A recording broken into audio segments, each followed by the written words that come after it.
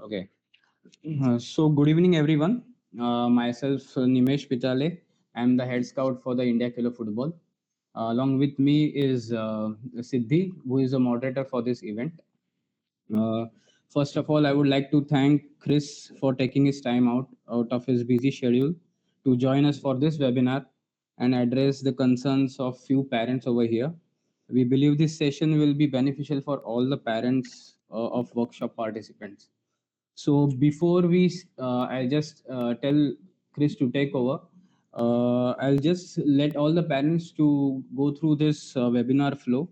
This session will be for around 1 hour. First, Chris will provide us then overview of the workshop selection process and the detailed interpretation of our assessment reports. After that, I'll be asking him few questions which are very genuine questions which have come from the parents. That will be like Chris around 4 to 5 questions only. Following Mhm. that, we'll open the floor for the parents who can have a session to ask questions to you, and Siddhi will unmute them one by one. Okay, so this is how will the flow will be. Yeah. Okay. So, and I kindly request everyone to maintain a proper decorum throughout this session. So, Chris, you can start with the overall overview what we discussed before this webinar. hmm Okay, thanks, Nimesh. Thank you for the Yeah. introduction. Good afternoon, everybody. I appreciate you all joining the webinar. Obviously, as a co-director of Pro Soccer Global and a FIFA licensed football agent and independent scout, I get to see. I'm sure I've met a lot of you, if not all of you, at some point in the last couple of years. Or certainly, obviously, your children, hence why we're here. And the roles that I've just mentioned, co-director of Pro Soccer Global, FIFA licensed football agent, and also an independent scout who's worked with clubs all over the world. You can imagine how many players I've seen, ranging from 7, 8 years old up to full internationals, playing in European championships all over the world: America, Canada, India, Africa, Hungary, Slovakia, all over the world. So myself and my fellow co-director Jimmy, who I'm sure you will have been aware of from the IKF marketing material, is also a Premier League Academy scout and has also scouted extensively around the world. So we like to think we know what we're talking about. Of course, we know that we're far from perfect.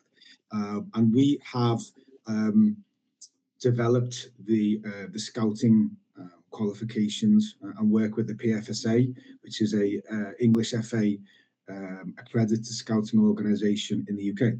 So, the scouting system and the scouting assessments that we have in place, we feel are very robust.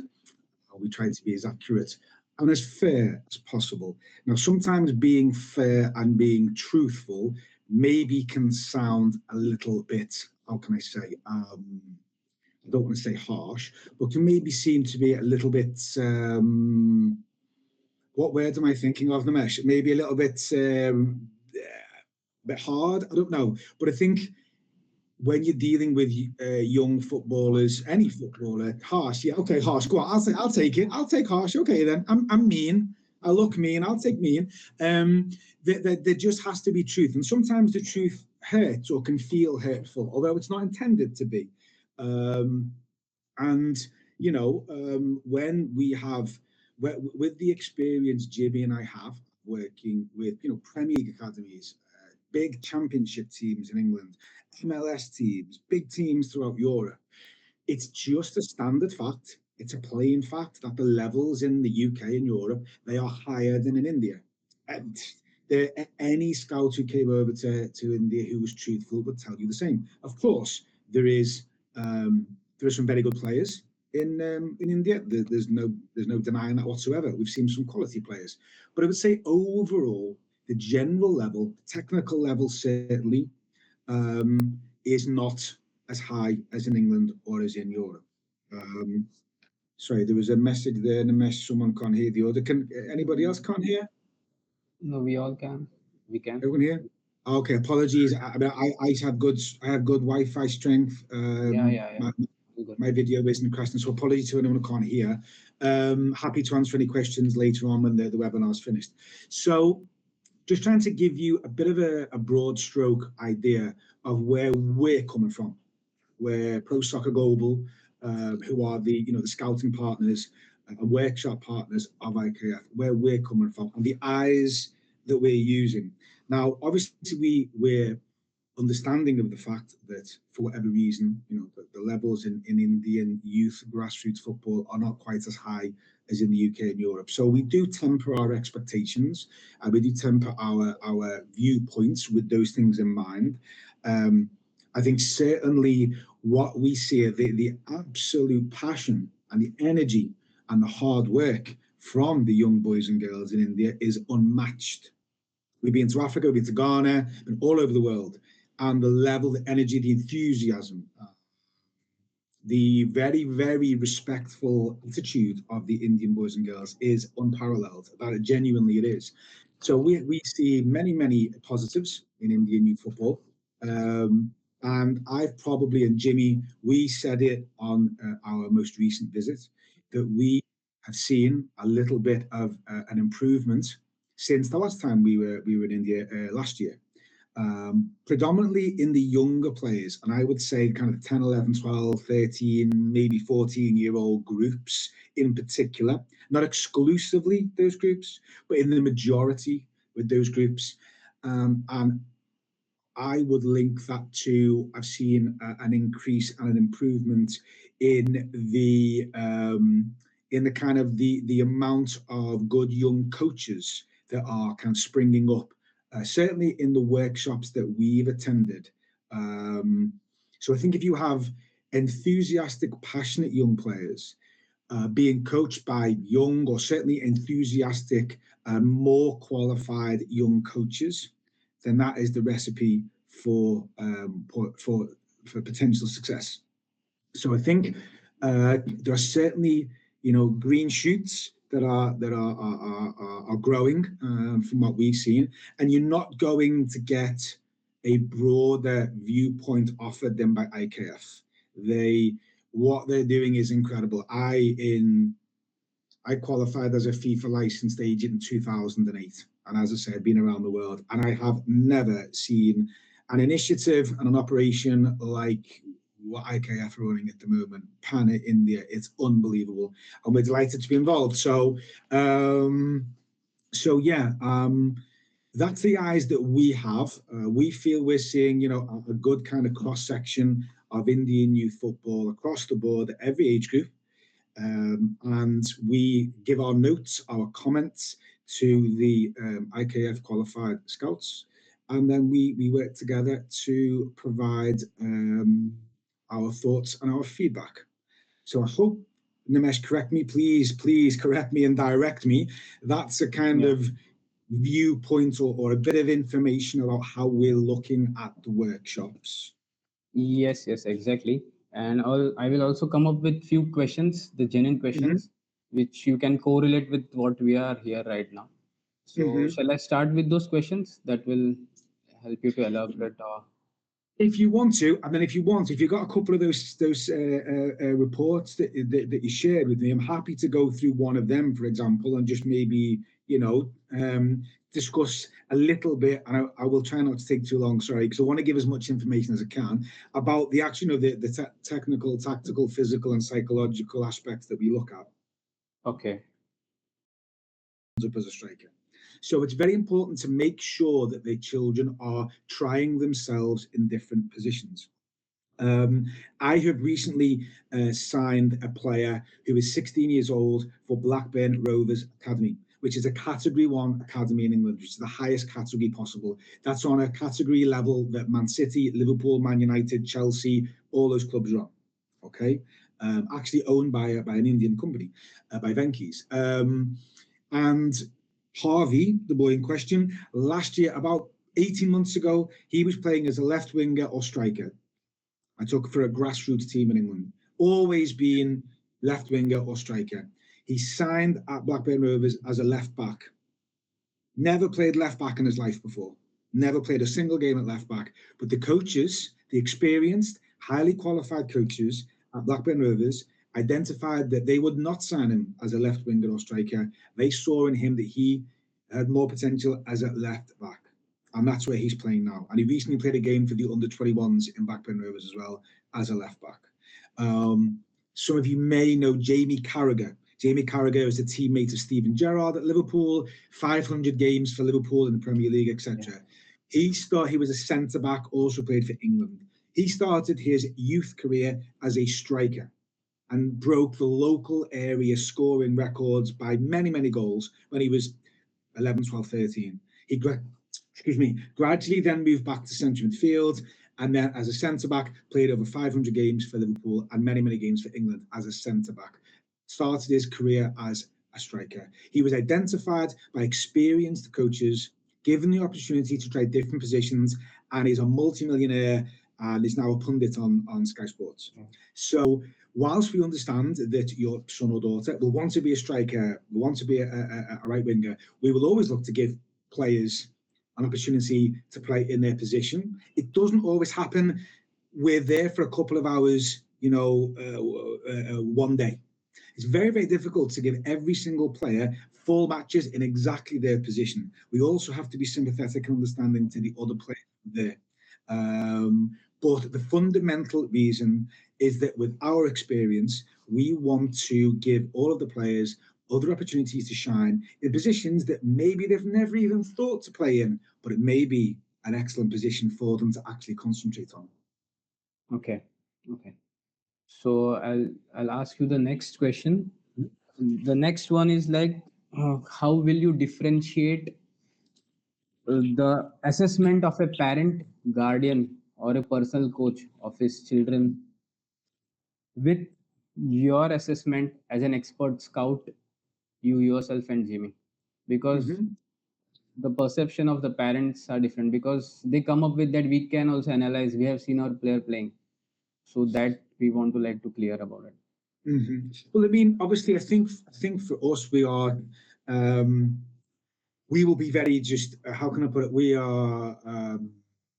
We're coming at it with neutral eyes. I mean, we're actually coming at it with no prior bias, and I don't mean bias in a negative way. I just mean coming from totally neutral perspective.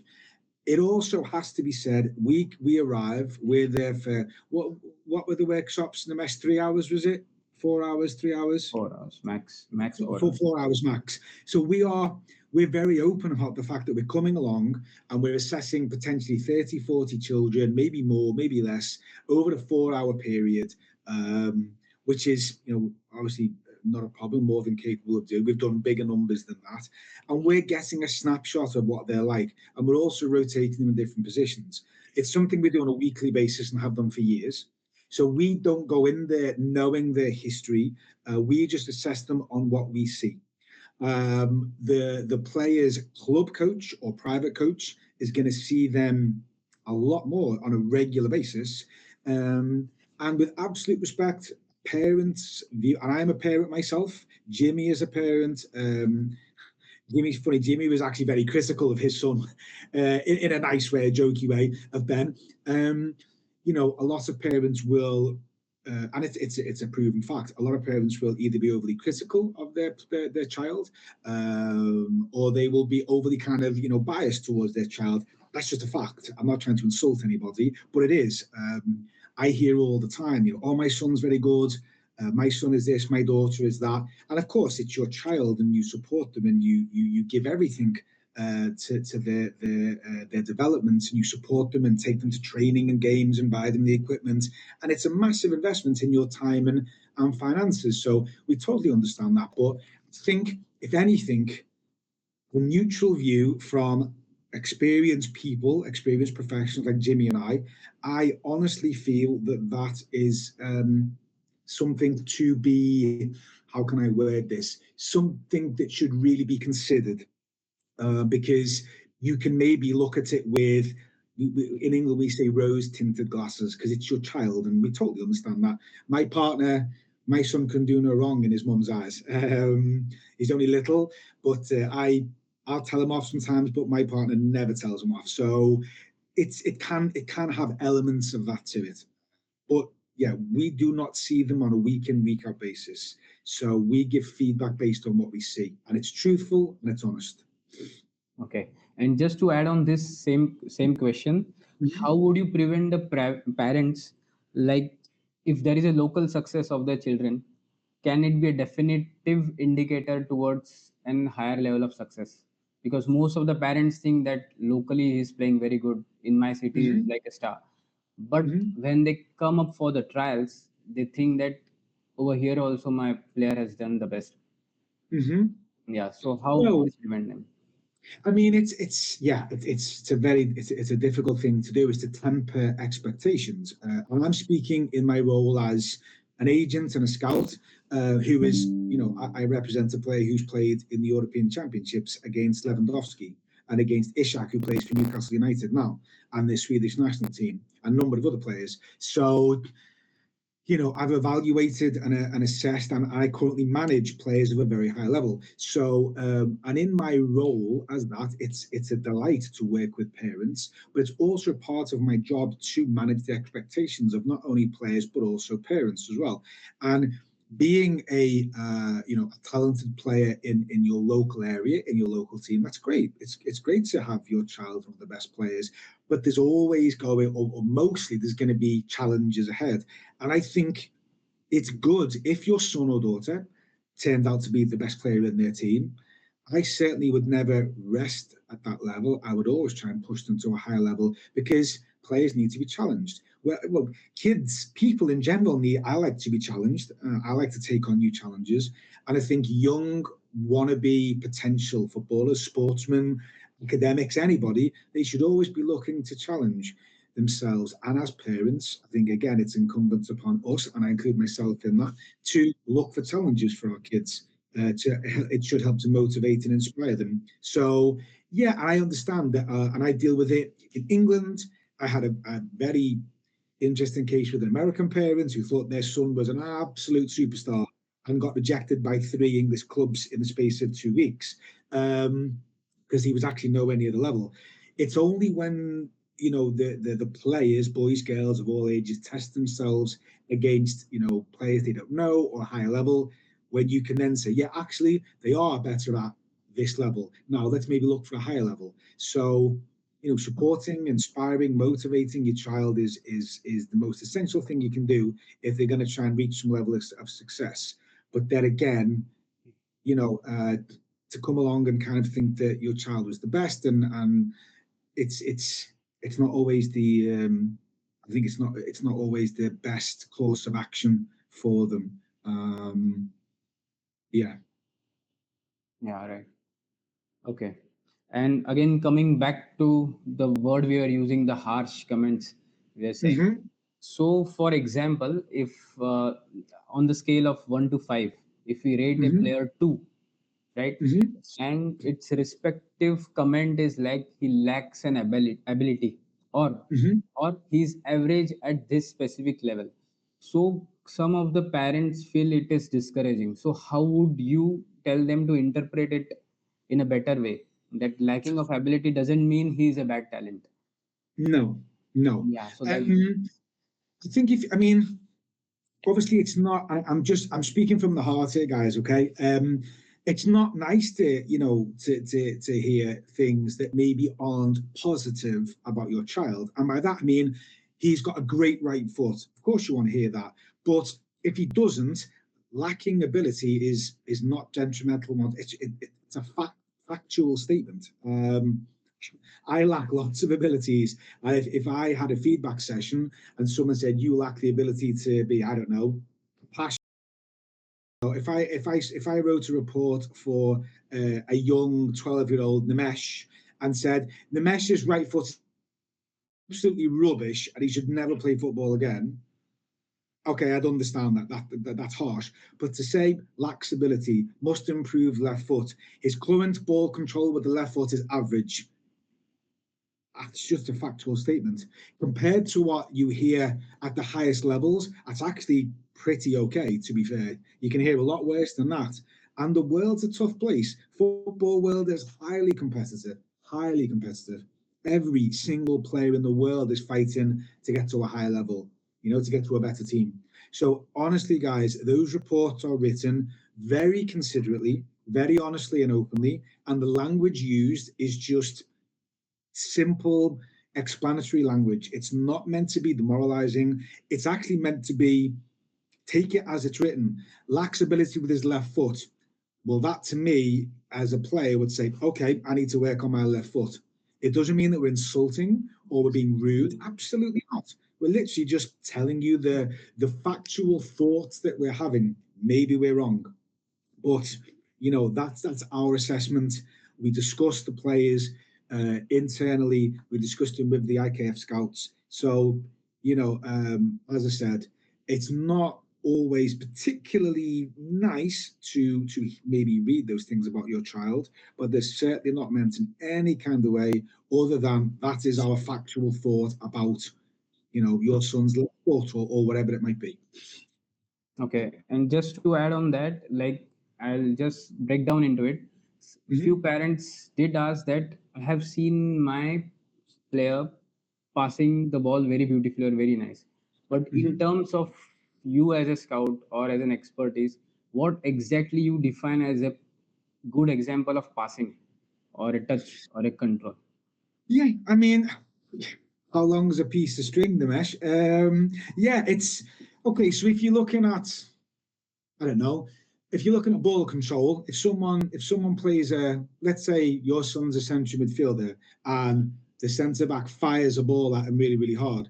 If your son can control the ball, maybe with the inside of his foot, the ball falls just perfectly, and he's able to strike the ball 20, 30 metres with his left foot, and it drops just in front of the winger as he's running at full. That's a beautiful pass. If your son has controlled the ball and passed it 2 meters, that's you'd be disappointed if he wasn't able to do that. I wouldn't say, "Oh, that's a beautiful pass." I'm not trying to question anyone on this call's ability to judge their son or daughter's pass. I'm just saying. So it's very kind of I don't know. It's very individual to each individual scenario, pass control, whatever. We just call it as we see it. So a good move is a good move. A good pass is a good pass. It's difficult to. We would analyze it as in, it's not just a case of if they controlled it and passed it, it's how they've done it. Has a boy taken it on the outside of his right foot, the ball's fallen well, and his body shape, he's been able to make a forward pass or a back pass or whatever. It's actually quite it's a difficult question to answer specifically. But it's our bread and butter. That's what we do on a regular basis. Okay, just one from me for the just one last question from my side. Mm-hmm. Very few parents have come up with that there are some specific standards of attributes aligned with specific positions Mm-hmm. from FIFA, AFC, or AIFFs. Mm-hmm. But I had a discussion with Jimmy on that before. That till what age you will consider that you should be having all the attributes of an outfield player before you go for that, FIFA level and whatever the position specific attributes are required. Because Again, that is. Do you know what? But my personal view on that is, it literally depends on the individual. If you look at some of the players, I had a meeting with one of my colleagues from my football agency this morning, and we were talking about.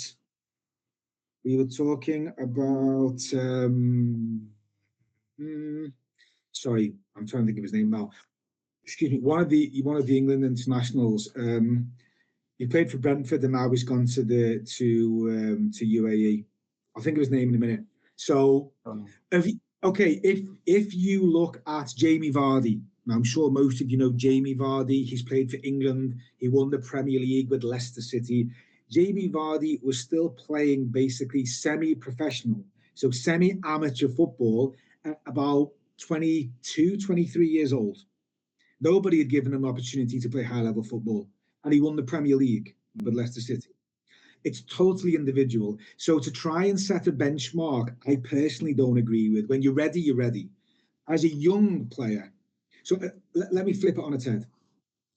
when we first started coming to India, and even still now, the players that we're seeing around in general, I'd say from the players we've seen, and we've seen thousands, haven't we, Nimesh? Literally thousands since we started coming over. I would say the average 95% of the boys I'm seeing 17, 18 and older don't have any opportunities because a lot of them can't control the ball. They literally can't control the ball properly with either foot. So none of those, the vast majority, have got no chance whatsoever. In it was in Delhi where we saw the young boy, the 10 Yes, years old or 10 year 9 years old. old. So in Delhi this year, in September, we saw a boy who was probably, well, without, no, absolutely the best player I've seen in 4 years of coming to India. A couple of 5,000, 6,000 players I've seen, probably more. He was by far the best player. 10 years old. He might have even been 9, nearly 10. I can't quite remember. Unbelievable talent. He could control and pass and dribble and turn and move with both feet. I didn't know which his best foot was.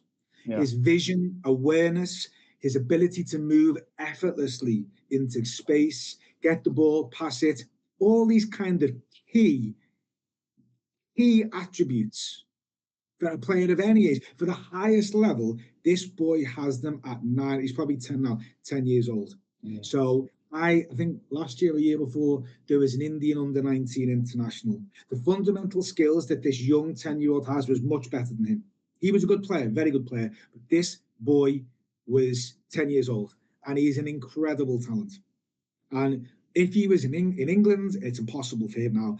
But if he was English, he would be in a high level, top level academy at 10 years old. So it's hard to say he should have this by 16 or 14 or 18. Yes, there are generalizations. You know, at 16 years old in England, you would sign for an academy. You'd get a scholarship for 2 years. And you need to be able to control the ball with both feet, pass, move, have tactical understanding, have key attributes. You know, your average central defender is going to be at least my height, 6'1", 6'2". You know, your left back's got to have a good left foot, got to have pace, got to be able to read an opposition player's movements, when to judge a tackle. Your right wing has got to have pace, got to have the ability to go on the outside at pace, put a cross in or cut in and go through the middle. Your centre back doesn't really have to have the ability to be really, really quick and be able to cut in from the right or left hand side. So, of course, there are general specific player specific positions, attributes for specific positions, sorry. But fundamentally, you've got to be able to control, pass, move, read the game. Okay. Just So my thoughts. yeah. So my questions are done. Siddhi, can you just check? We can open the floor for Yes, we can. one by one. You can just call the name and they can unmute themselves. Yes. So first we have Mandeep Thakur. Mm-hmm. Yeah, Mandeep, go ahead. Hello, Rudy. Thanks, Riddhi, Nimesh. Thanks, Chris, for summarizing really well. I appreciate it, and thanks for all the feedback. Actually, for us, it's an eye opener. I have been working. I mean, my son has been working for last 5 years. He got roughly around 2.23. Mm-hmm. So I jotted down some points, but I have one question, perhaps which see we have been training with some local academies in Chandigarh, and the coaches had been appreciating, as you said, that they have been working for weeks or months. So maybe player might have an off day. However, uh, I just want to understand that is it possible to have a small book, a PDF, which can tell that this what do we mean by a good pass, like you just explained, right? And what do we mean by a good receive? What do we mean by strength, position wise? What do we mean by everything? So that we could keep. I mean, we don't know. Mm-hmm. Even our coaches don't know.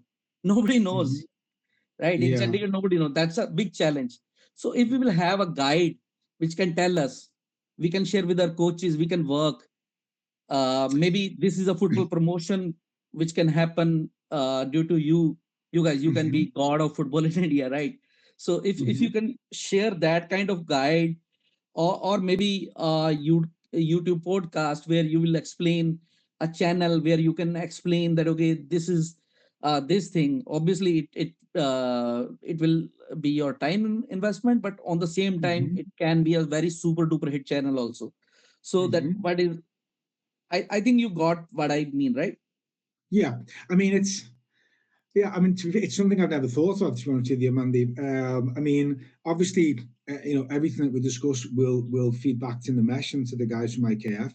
I mean, certainly, what I always try and say to the players is, certainly younger players, this. I've got no doubt there is literature out there in the world which explains that, coaching books, etc., or coaching guides. Certainly have a look for something. That I'm sure there's something already. I can have a look and speak to Nimesh and the guys from AKF about it. But I mean, it's what I always say to the young players is, everyone watches the Premier League specifically, but I always try and tell them to actually watch the players, not just watch how the game goes. Look at the individual players. If you want to be a right winger, look at the best right wingers in the world. Look at how they actually do things. Because I mean, a great pass is a great pass. A bad pass. I mean, I suppose for me, it's quite clear to see it. A good pass is one that reaches its intended target. A good pass is one that if you're Paul Scholes looking to fight David Beckham on the right wing, it's a pass that goes directly to David Beckham's foot. A bad pass is one that doesn't. So for me, it's kind of black and white. I don't mean disrespectfully, and I think it's the understanding of it for me is probably, or explanation of it is actually probably quite simple. It's a pass that actually meets its intended target or drops where it's supposed to. A lot of that comes to decision making. It's not always the actual ability to play the pass, it's picking the right pass to make. And that comes about, that's very, very game specific. Because I'll tell you what we saw a lot of, Mandy, it's a very, very good question. What we saw a lot of, and we see a lot of, not just in India, it's all over the world, certainly in younger players. How old is your son or daughter? 12.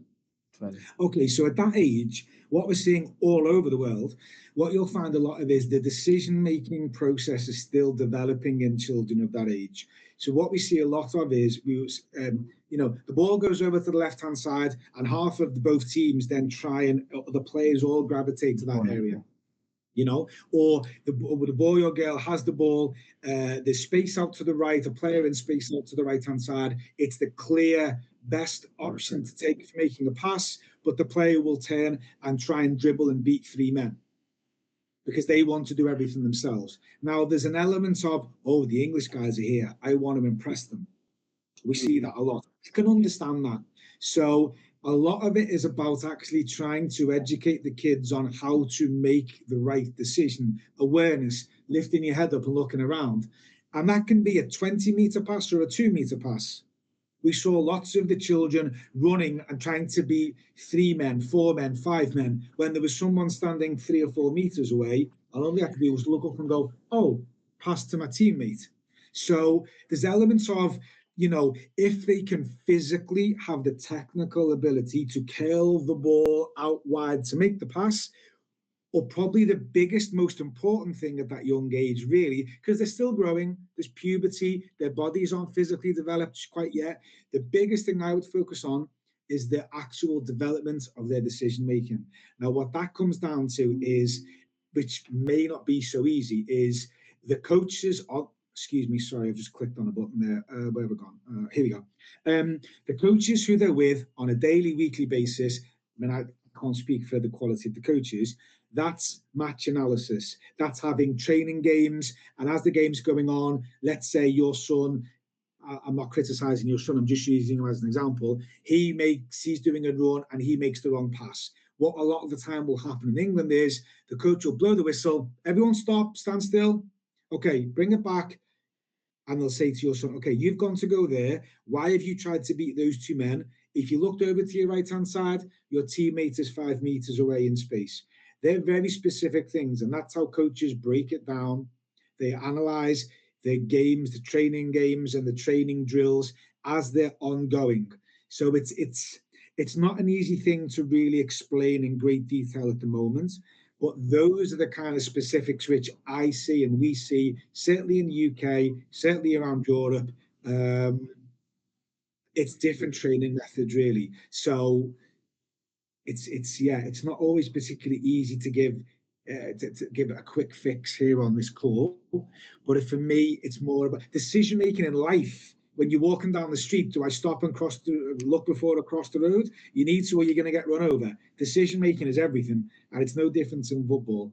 That is the thing. If you watch Premier League football, I'm an Everton fan, believe it or not. And Jordan Pickford, England's number one, he makes so many mistakes. I don't know how he's still England's number one, but he can lose us a game by making one wrong decision, and he earns millions every year. So decision making is everything in football. Technical ability, strength, power, athleticism, that all comes as they get older. And then that allows them to make that pass or to use their body better. But certainly at a younger age, in general, speaking specifically about the young Indian players that we've seen, there needs to be a general improvement in how they're being coached to improve their awareness. And not just, I'm going to beat him and beat him and beat him. Because a lot of the time, just to finish on this point, sorry, Nimesh, what we see a lot of the time is 3 or 4 passes, one player tries to take on 3 men, 4 men, loses the ball turns over, and then it was back and forth like that a lot in India that we saw.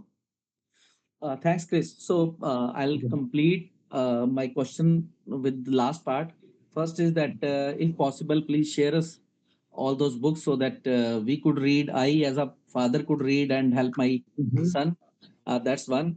Second, my input was that, if possible, you can also launch your YouTube channel and keep guiding like us like that, right? And third is that third thing which I have written.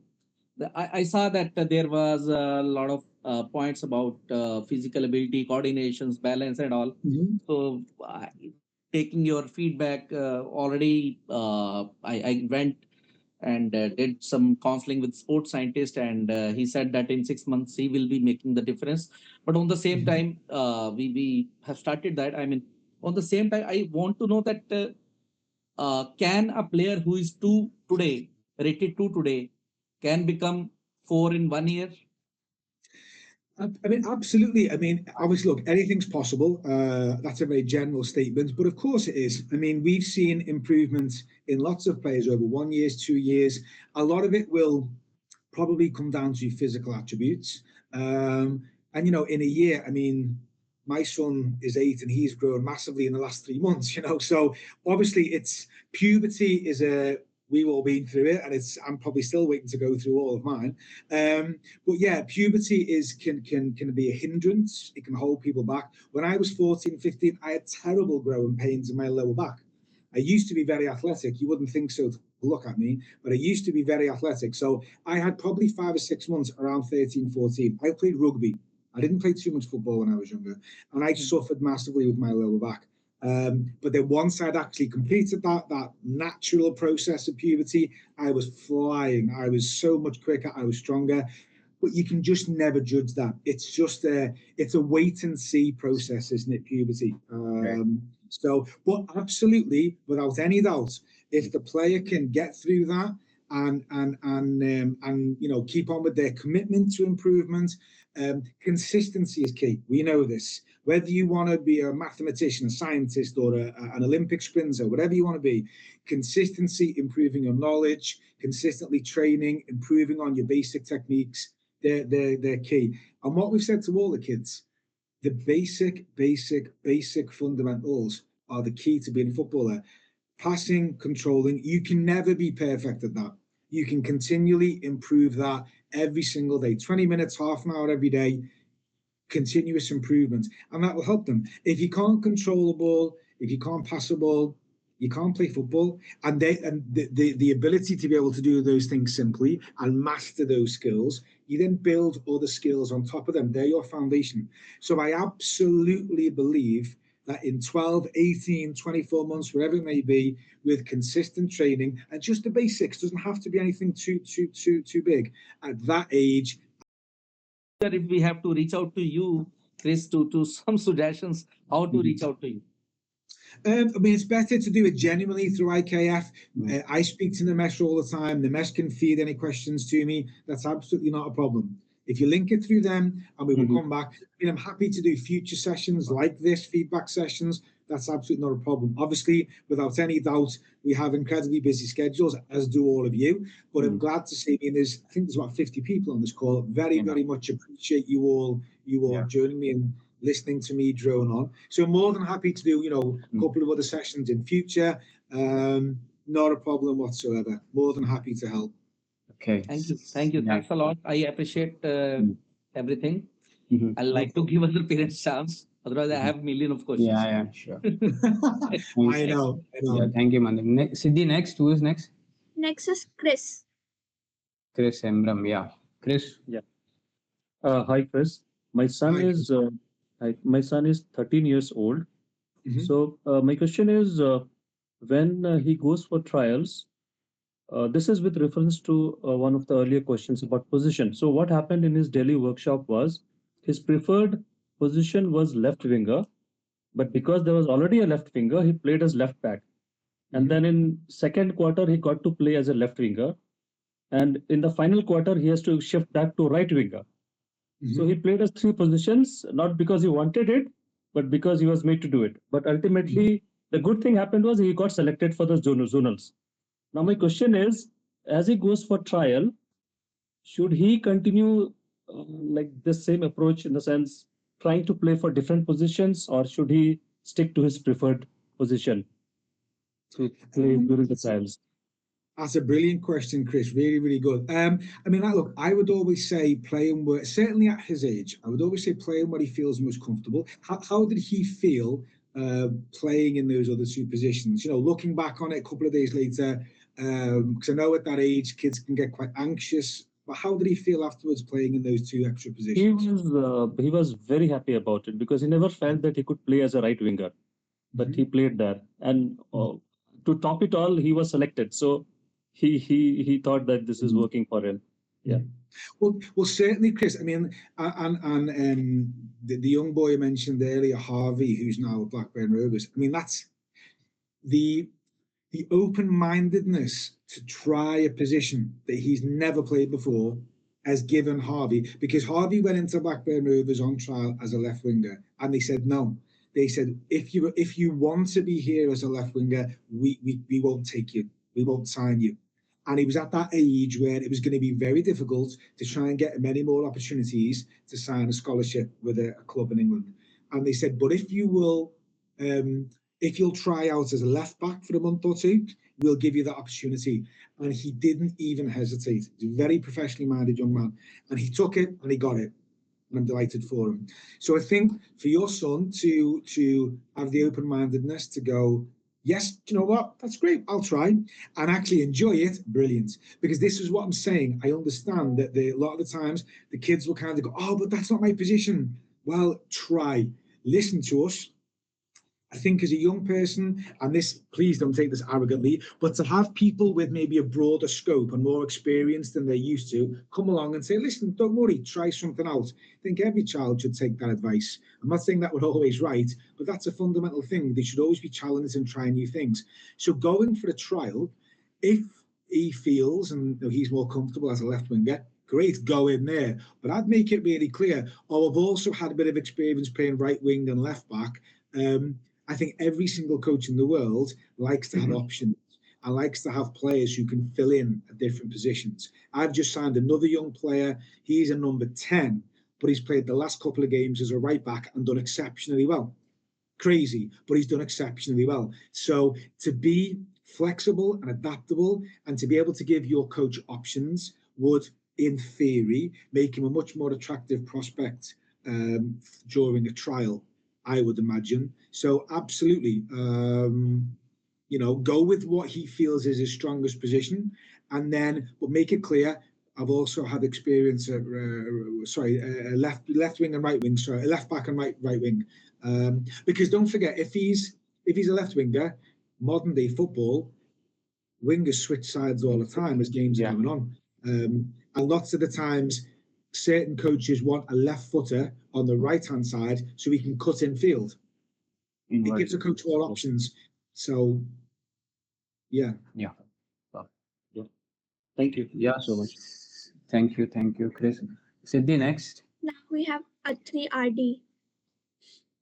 Okay. Yeah, I will join after 10 minutes, ma'am. No issue at all, ma'am. Hello? Okay, you can ask after some time. So next we have football game of teamwork. Who is that football game of who's? Hey guys, can I have a go? Because I've got my kids with the bed. Audible, sir? Yes. Yes, sir. So, good evening, sir. This is the Mukund Joshi, father. So, I did my son assessment sheet. So, we have found we need to improve our stamina and physical fitness. So, I want to understand he is the 12-year age. So, how much time they need to practice daily? Sorry, what were the areas of improvement? I didn't quite hear what you said. Yes, sir. The areas that, sorry, you mentioned on your Stamina and feedback. physical fitness. Said stamina and Stamina. and overall physical fitness.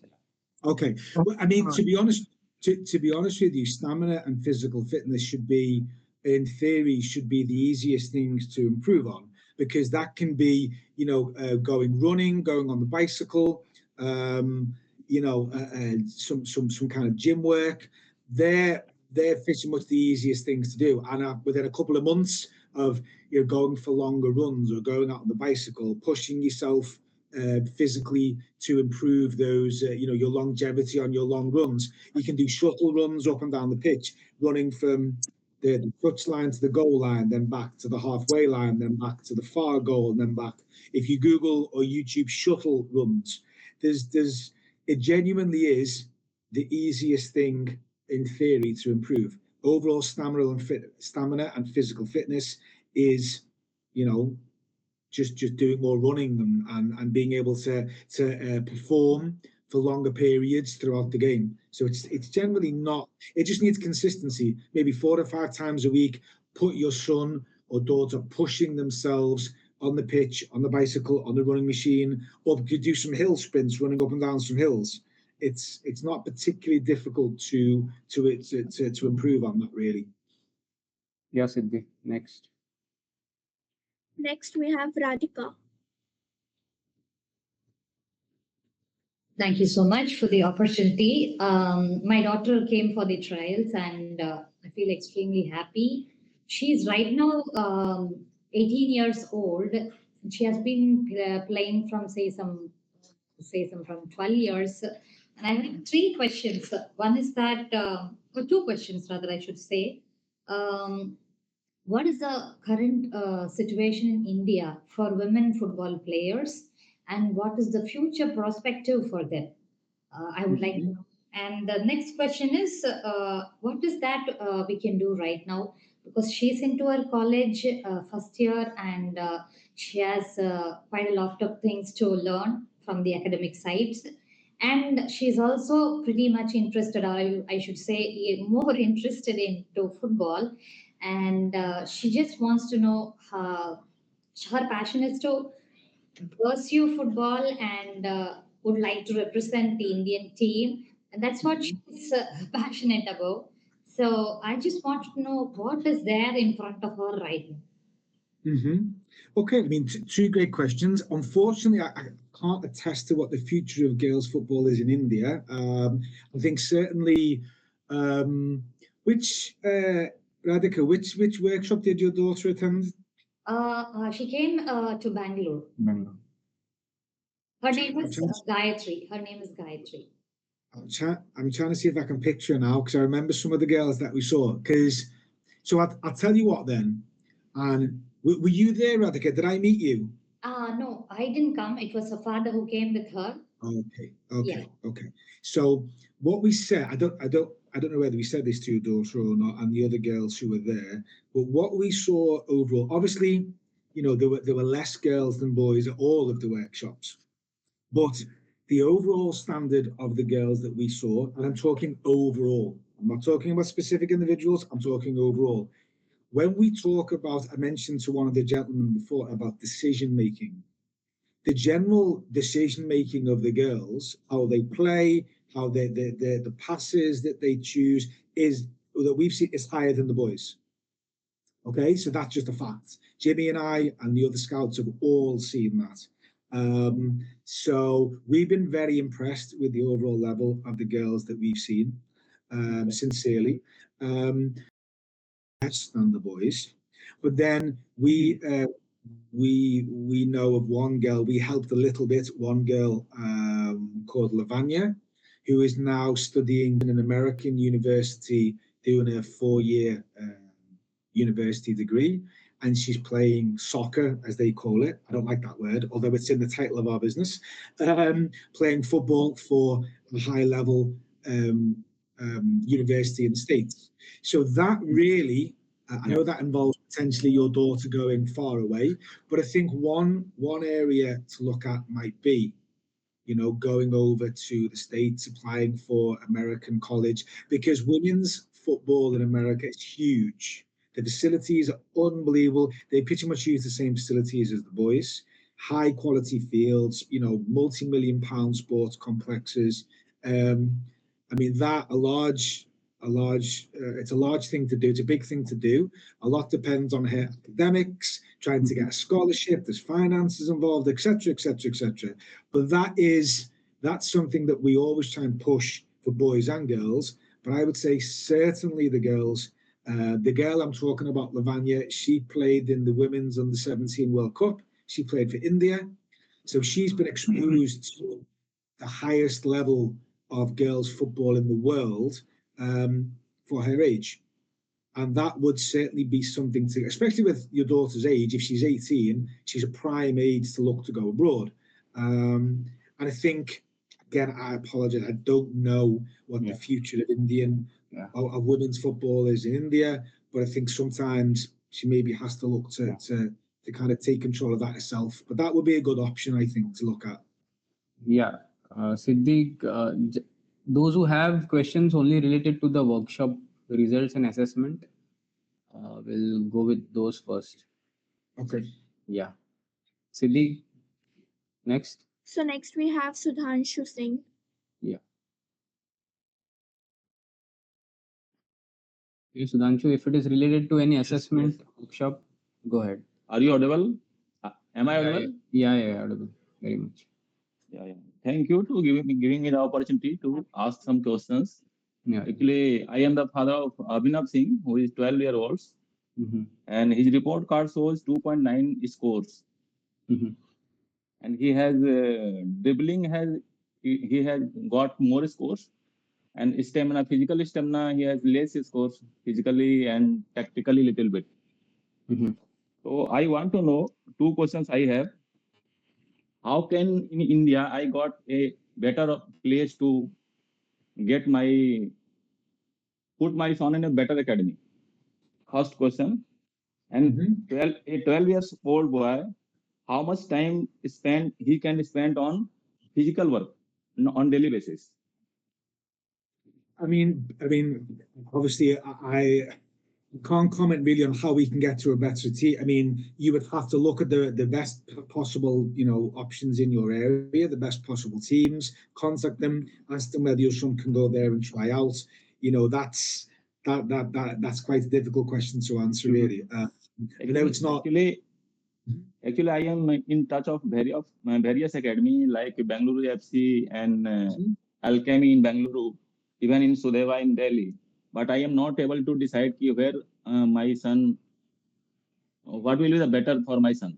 Actually, this is, if I can jump into it, the trainers might help you more than the assessors in this case. I honestly can't. I can't comment. I don't know anything about that, I'm afraid. With regards to you asking about the stamina and everything else, with his age at 12 years old, you don't want to push him too hard. As I said earlier, boys, girls that age are probably just starting to go through puberty. You have to be very careful of potential injuries, but it's a gradual process of physical development, really. That's all I can say. They need to do work, of course, pushing themselves, running, jogging, bicycle, running up and down, maybe some hills, whatever. But you don't want to push them too hard that they get injured, certainly not that age. Spending of times on daily basis, I want to know on physical work. I couldn't tell you. It's very specific to your own son. Yeah, You just have to push them to do some physical work, but it's very specific. As long as they're doing something, some running, some bicycle work over a period of time, that will improve them. Most definitely. It's about consistency, maybe 4 times a week, because they have to have a rest as well. You can't push them too hard. Okay. And one more last question from my side. Actually, as a parents, we are very in very tough situation. How to balance in study and sports, especially for my son. How can manage it? Again, Sudhanshu sir, actually we are expecting a question related to your assessment only. If you have any questions regarding the assessment or the report, then we will discuss. We can ask Chris about it. Can you discuss about the weakness of my son? If I show you the report cards, See, if or little with the points. we have already given you the feedback, right? How to improve his weakness on his weakness? That's I want to know. Which weakness is that? As you mentioned in my report card, his left foot and aerial ability and physical fitness. 3 major points. So, well, physical fitness, like I just said, if he's 12, 13 years old, that's just general, running, jogging, bicycle work, general fitness and stamina is probably the easiest thing to improve. Every kind of young child that age, as long as they're willing to go out, run in the park, run up and down the street, run up and down some hills, go on the bicycle, that's going to gradually improve their physical fitness. As we explained at the end of every session, I mentioned earlier, the fundamentals are the most important. So if he needs to work on his left foot, we said a lot at the end of every workshop. It can be very simple. Working with the ball every day, 20, 30 minutes. You can use some cones or some balled up jumpers or t-shirts and get your son to dribble around the cones, left foot, right foot, kicking the ball against the wall with the outside of the foot, the top of the foot, the inside of the foot. They're very, very basic drills that you can do. Then start running up and down the pitch with just the left foot, increasing the acceleration, trying to dribble around cones more quickly. There's lots and lots of things that you can do, but it's mainly just developing the fundamentals. And as I said earlier, it's about consistency. It's not going to happen in 2 days. It's a sustained period of consistent work on those specifics, working on the fundamental abilities with the left foot, with the right foot. And, it has to be with both feet. But if it's been identified in your report that his left foot needs work, work on his basics, controlling, passing the ball, dribbling it with his left foot, with the outside, the top, and the inside of his left foot, and then increasing the speed, increasing maybe the distance between the cones so he can run at speed and dribble around. There's no quick fix, there's no magic wand, but it's about consistent improvement. Chris, I Okay, sir. Thank you, sir. Thank you. I thought of jumping in, Chris. I didn't know you were a good coach as well. We only thought that you were a scout. So, but I appreciate you answering those questions, man. So, parents, I'll just be very clear over here. We have been seeing some comments as to how to be an explosive winger, etc. And just to be clear, we know that you want your child to improve, but definitely this is not the session, and we are not the right people to guide you in that, because coaching is a very different skill set, and we are here to assess, provide a platform to showcase and discover, and providing anything player specific for you in a generic discussion will basically derail the whole discussion, and you won't get anything out of it. I understand by various questions which has been coming in that you need to know how to improve your player, but it's a very, very player specific thing, and We are not the experts in that. But now we understand that even that expertise is needed. IKF from its end will probably bring some international experts, some coaches for some webinar and will invite you. Those people will again give you only generic advices and not a player specific advice. So you're not going to get anything out of it. So Chris has been, Deepak Arora sir, the elaboration as set in the agenda was to discuss how to interpret those reports, how do we created those reports, and if you have any queries with respect to those reports in a generic framework, like people have been doing, with respect to how to then improve is something I'm just being very humble and honest here. We are not the experts here into player development part, but we can definitely bring some experts, do certain similar kind of webinar, and you guys can again ask some generic questions over there and not a player specific. Nobody will be able to do that. That requires an on-field one-on-one consultancy, which is not possible in an online session. So Siddhi, you can go to the next one. Okay, so next we have Gaurav.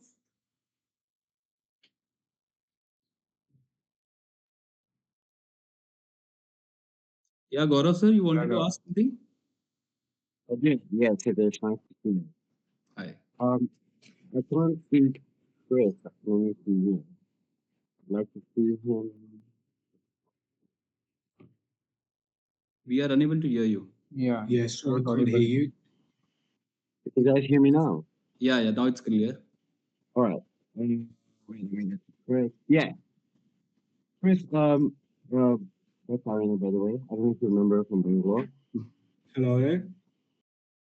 Background is I played competitive football. I've got 2 ACL reconstructions to prove it.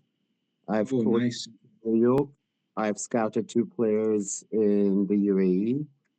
I brought my daughter there. She was only playing 2 months, maybe maximum 2.5 months before she had that assessment. I saw the report. One of the disclaimers concerns me. One of the disclaimers is it's based in comparison to the players on the pitch. Yep. Yeah, that's a bit concerning because I can put my daughter with players on the pitch and assess for myself. What I was hoping for from IKF was an assessment of how she fares compared to people that are at her age in Europe or America, which I don't have access to. I need to assess her with kids in Bangalore on the pitch with her. So my question is, your ratings and assessment, are they based in comparison to the players she played with? Which means if you had 10 shit players that turned up, pardon my language, she'd be a 5.0.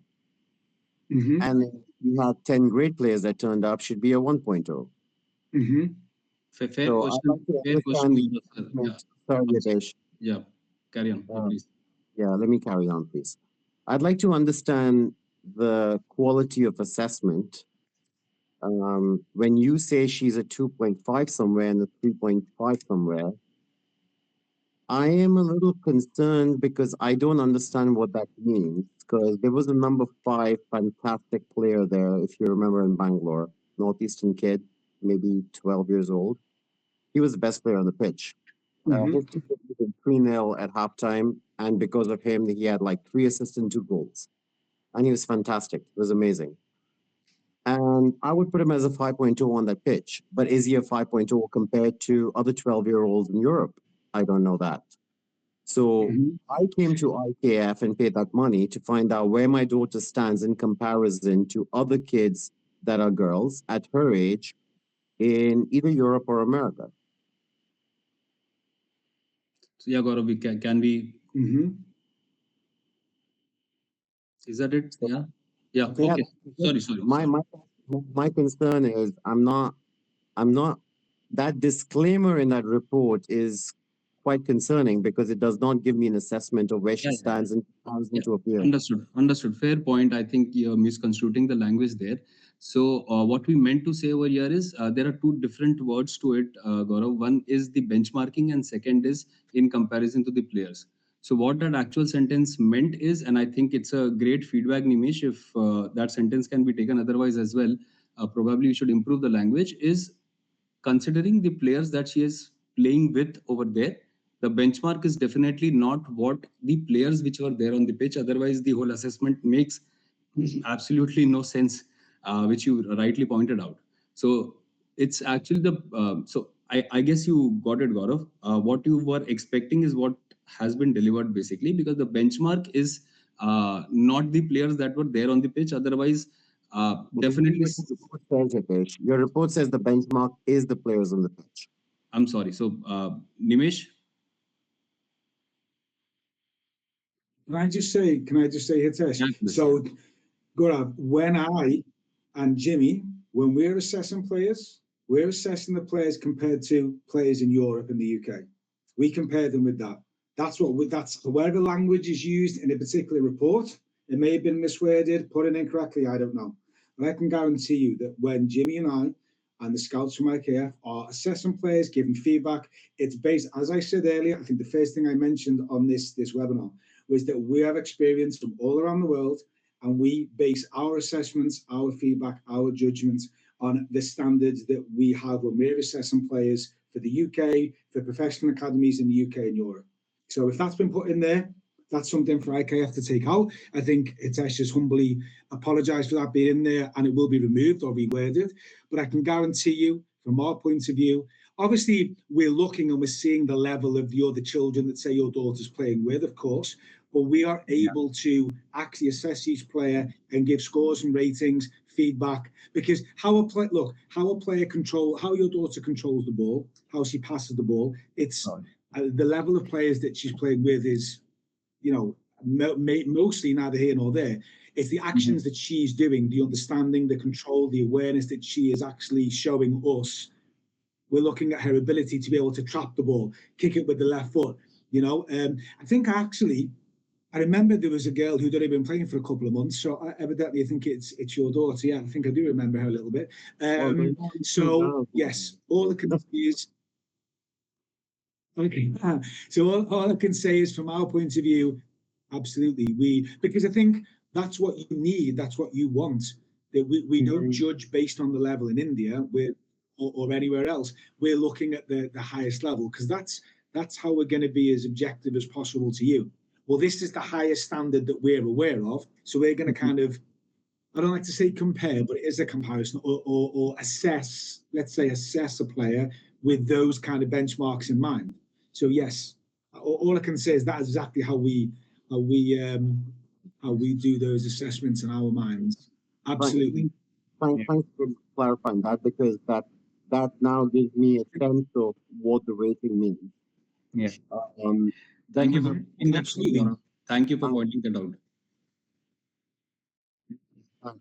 Hitesh, we met that day, right? Yeah, I remember. And I appreciate and thank you for introducing me to a couple of studies in the girl.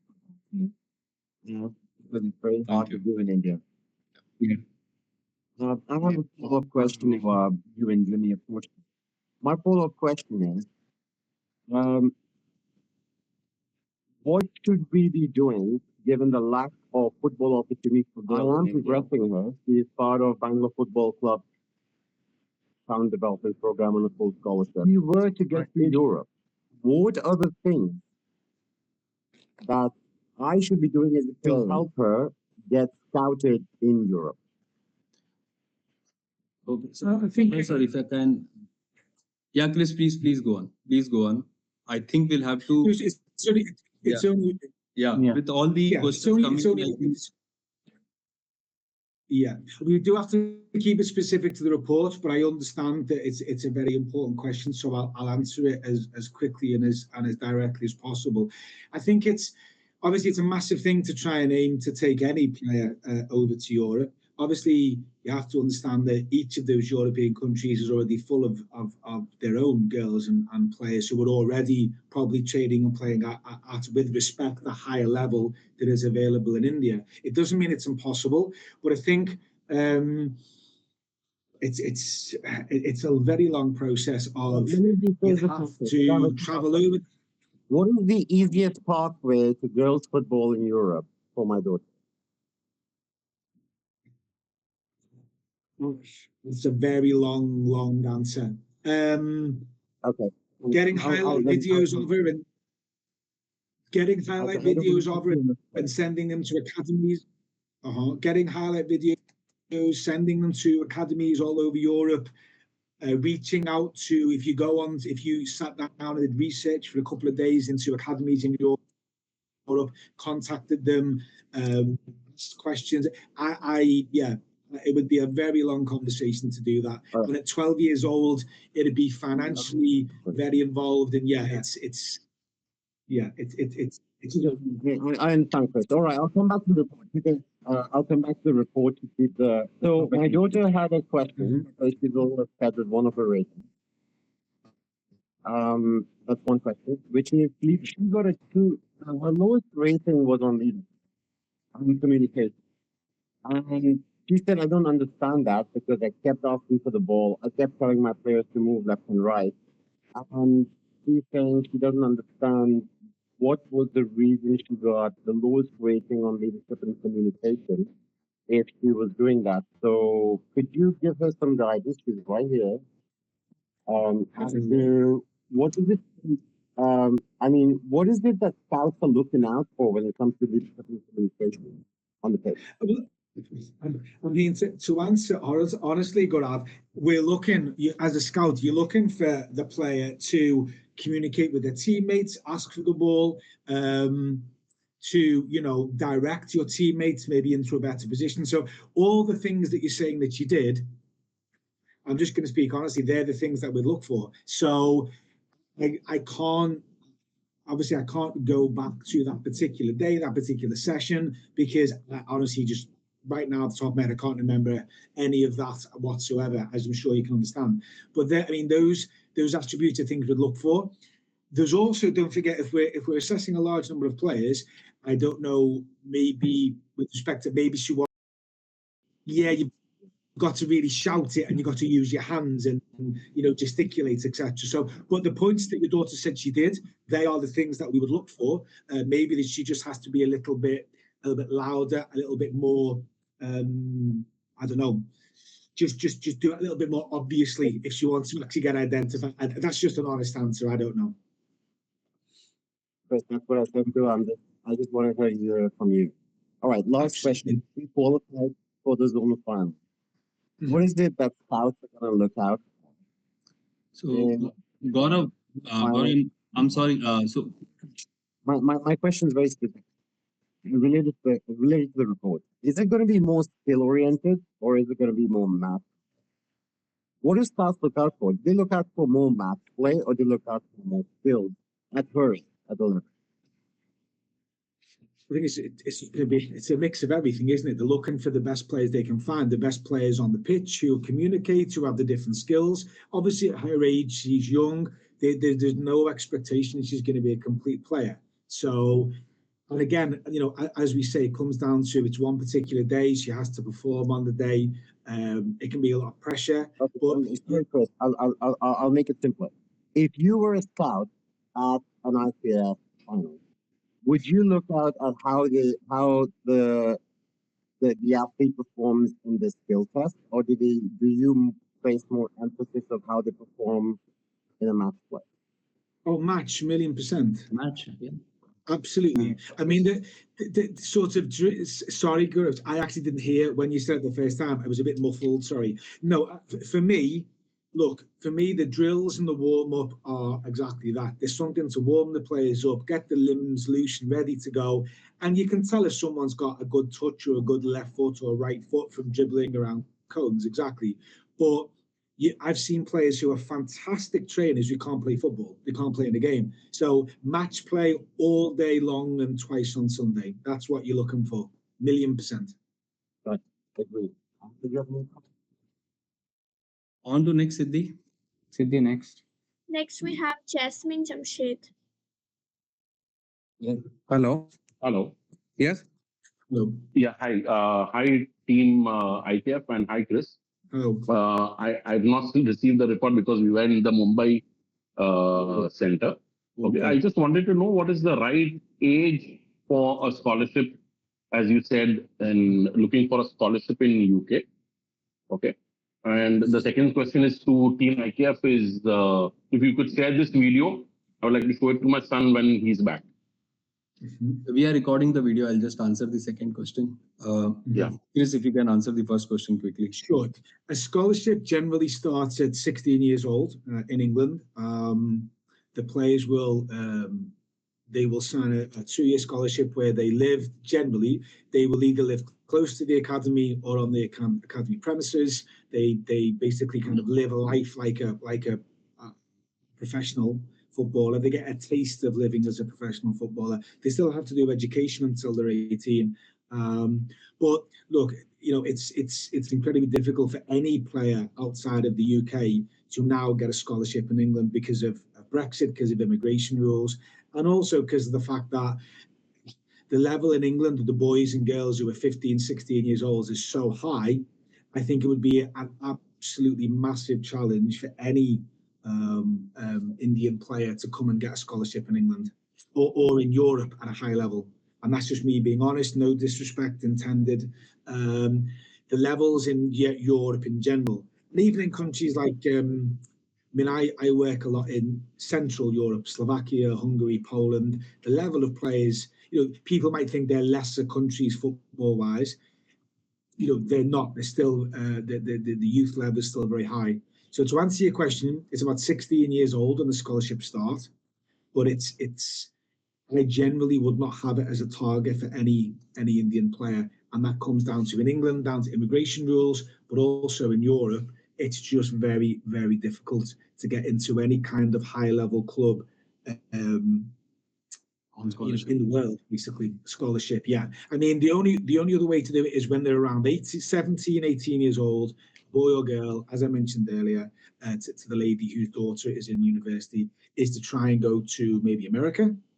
Obviously, there's massive competition to go over there. The American universities are incredible, fantastic education, obviously, which is the main priority, of course, for your child. There can be a massive cost attached to that. Some of these universities are $30,000, $40,000, $50,000 a year. So to be totally honest with you, unfortunately, I'm not trying to be a doom merchant here. Opportunities to go abroad are very, very, very rare, no matter where you look to go. They just are. And unless you have a lot of finances, there's private academies. IKF can put you onto some of them, the private academies, but even they require a minimum level of playing ability, and some of those can be £20,000, £30,000 a year to go to as well. So yeah, rightly said. Yeah. It's just very, very difficult. Great. Okay, thank you. Yeah. Thank you. Namgyal sir, please. Hello, Tamang sir. Hello. Yeah, yes, sir, please. Sir, I am the father of Brave Verma, and he given the workshop means at Delhi, 28th of September. So now I want to know the assessment of the workshop and what is the result. So he hasn't got the report, sir, on WhatsApp. Yes, he don't have means not got the report. Oh, okay. Siddhi, can you please note down?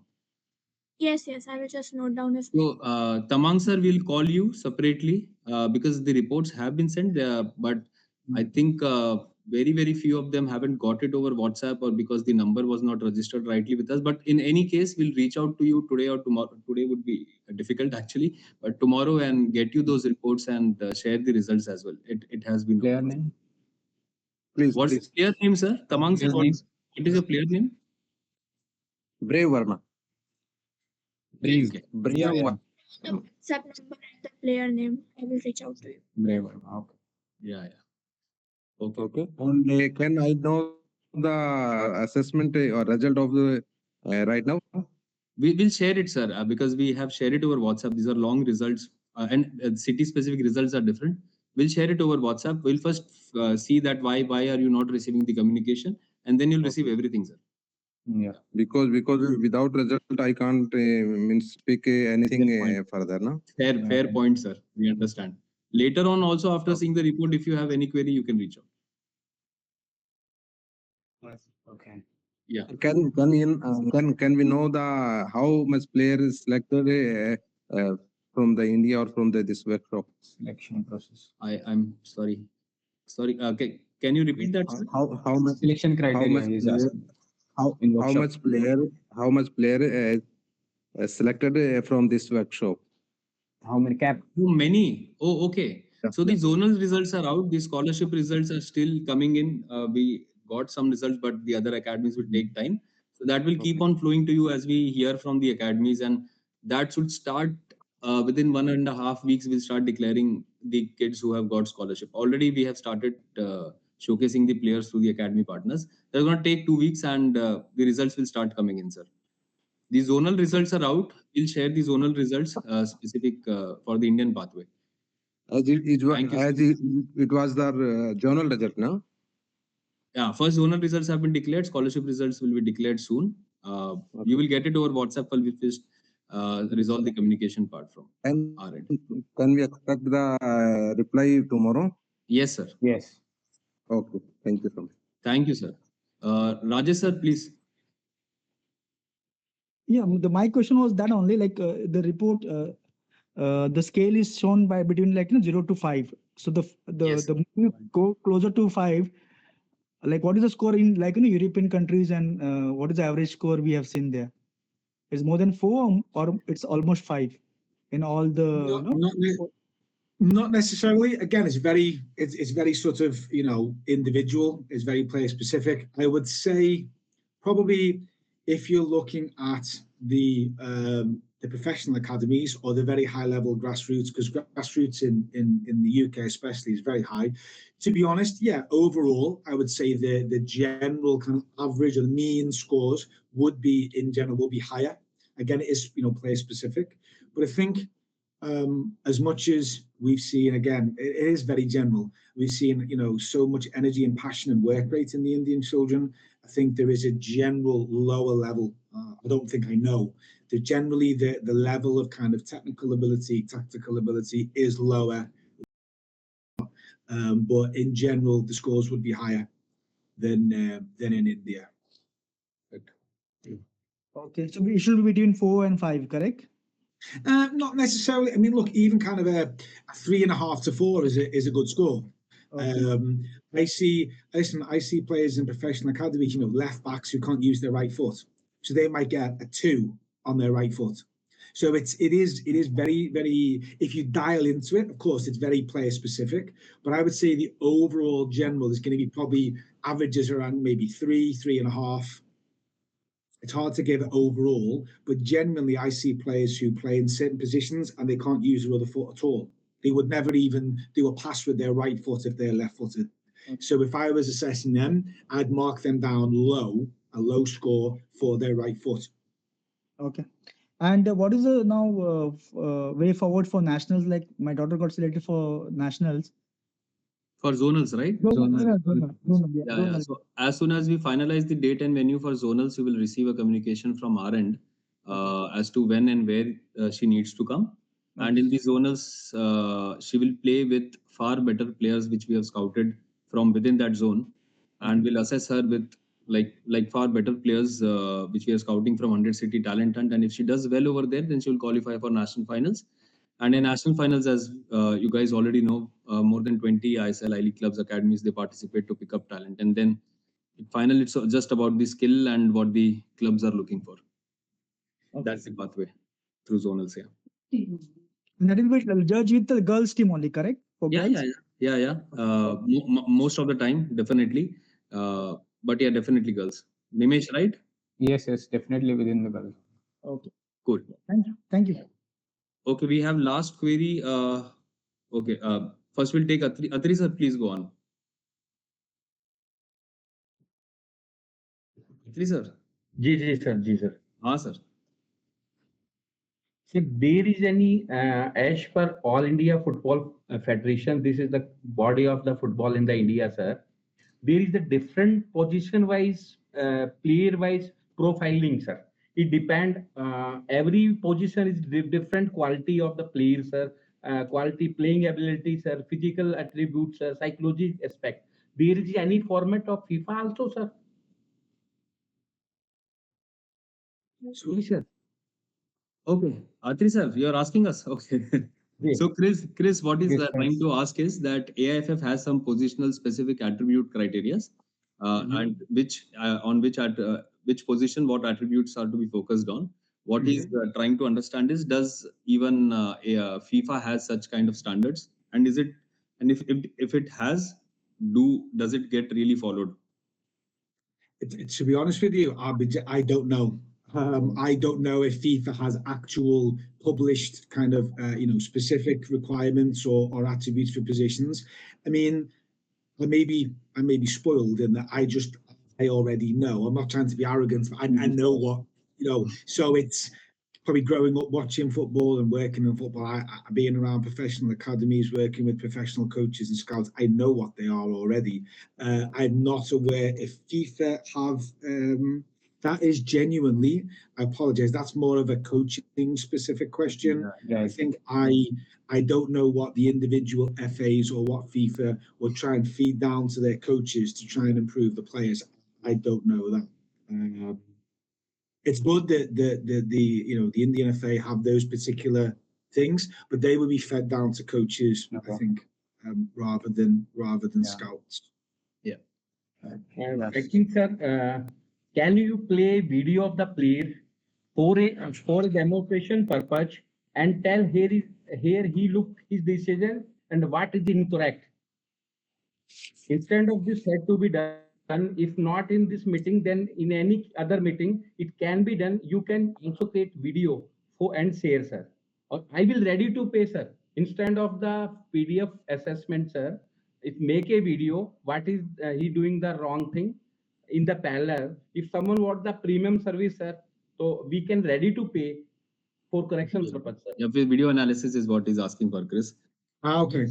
Yeah.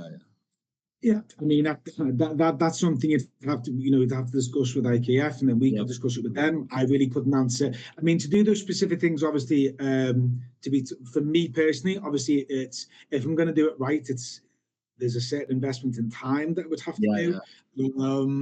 The IKF scouts trained by us and with us, they're more than capable of doing that. But that would be something to discuss with IKF rather than me. Sir, that would be video analysis, which requires a knowledge of 2-3 softwares to create that kind of reports.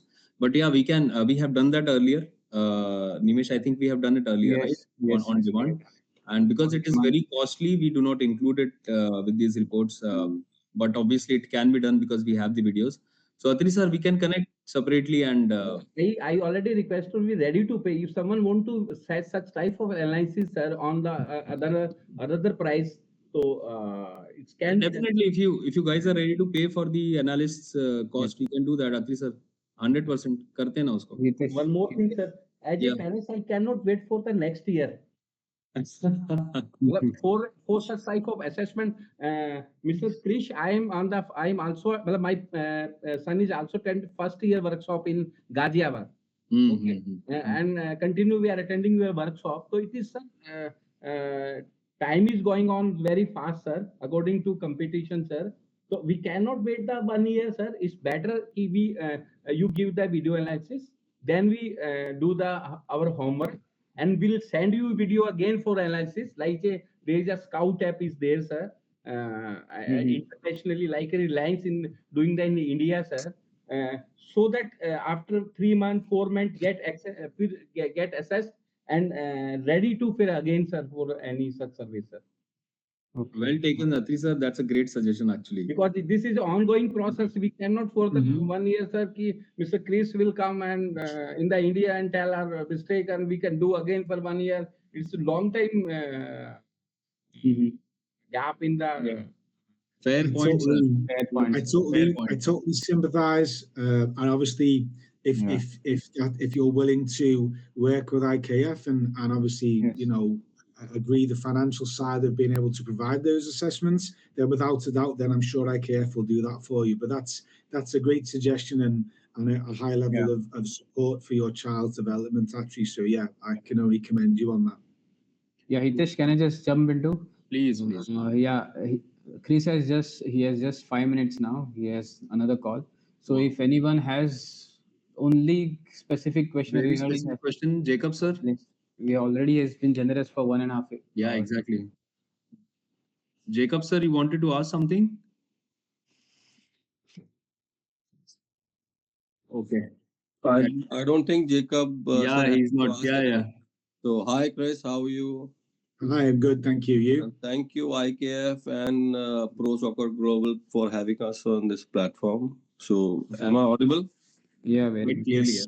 Yeah, thank you. So I will second what Mr. Atri said, that we really, we have been going to trials and we have been getting, some kind of a report from everybody that what are the shortcomings or maybe what are the improvement points in the kids. So we really want something concrete wherein we can, we can get to know how to improve it. So that is very, very important for all of us. So we need to really have some roadmap to grow. Point taken, sir. Yeah, Yeah. I think So- we have been getting too many requests, Chris, on that regard. But that would translate into what the ratings are and then what the session plans should be, which the coaches should follow, which is a long drawn this thing. But yeah, if that is the need, we'll try to work on that for sure. I think, yeah, I mean, Hitesh's nailed it there. Obviously, as someone who can assess a player, we can say how they need to work on things. I've never taken a coaching course or ran a training session in my life. So being able, I'm, I know recommendations, I can give advice, but that is generally that's a coaching question. The coaches are highly trained and they can put roadmaps and plans and training schedules in place on how to do that. But yeah, from assessor point of view, we will assess and the IKF scouts and say, left foot needs work or etc. And then, but it is a very detailed process. I'm not saying it's not feasible, it can be done. And that's something that we can speak about with IKF. Yeah, that would need some coaching. Coaches as well. Okay. No, what we suggestion. what we really want, Chris, is a concrete roadmap to develop a player. So that is very important because we know what the shortcomings are, what the improvement areas are. We already we have been to many trials and we have got these reports from Minerva and other academies in India as well. So what advantage we get to join IKF is the point, So Exactly. No, it's good. It's a really good suggestion. Good Scott. suggestion. Yeah. Actually, we had started doing that, but it's we need to have those experts on board, and it's a very, very lengthy process because there are so many permutation and combinations with rating, with one attribute affecting the other, and so on and so forth. But yeah, we'll get there with enough donations. We'll definitely be able to do that. Yes. And we all as parents are ready to donate. That's right. Thank you for even saying that. But once we have the roadmap ready, we'll definitely. Yeah. That's the agenda. Actually, I'm just not being being humorous over here, but that is the agenda. That is the next way forward after assessing how do you improve, what you make out of that assessment. But it's a very long drawn, lengthy process. And thank you. Yeah. Thank you, guys. I think We all have full confidence in you all, so that is why Oh, we that are means a here lot. on this platform. That means a lot. That means a lot. I think Chris has to leave. I have to leave. Yes, thank you, guys. We'll just Thank close you. this. Thank you, guys. Thank you, Thank you, Chris. guys. Chris, thanks for extending your Yes, time. thank you so much. No problem. Great to see you all, and thank you very much. Have a great rest of the week. Yes. Thank you. You too. Bye bye. Take care. Thank you. Bye. Thank you, Siddhi. Bye.